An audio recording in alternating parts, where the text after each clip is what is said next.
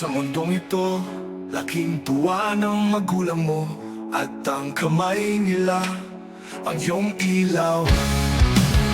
At ang nanay at tatay mo'y di malaman ang gagawin, minamasdan pati pagtulog mo. At sa gabi napupuyat ang iyong nanay sa pagtimpla ng gatas mo.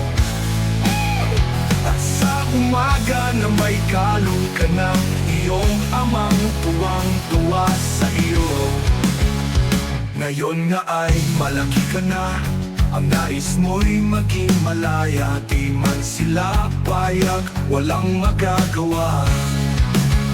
Ikaw nga ay biglang nagbago, naging matigas ang iyong ulo, at ang payo nila'y sinuway mo. Di mo man lang inisip na ang kanilang ginagawa'y para sa iyo. Pagkat ang nais mo'y masunod ang layaw mo, di mo sila pinapansin.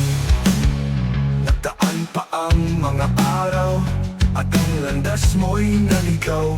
Ikaw ay nalulong sa masamang bisyo. At ang una mong nilapitan, ang iyong inang lumuluha. At ang tanong, anak, ba't ka nagkaganyan? At ang iyong mga mata'y biglang lumuha nang di mo napapansin. Pagsisisi ang sa isip mo, nalaman mong ika'y nagkamali. Pagsisisi ang sa isip mo, nalaman mong ika'y nagkamali.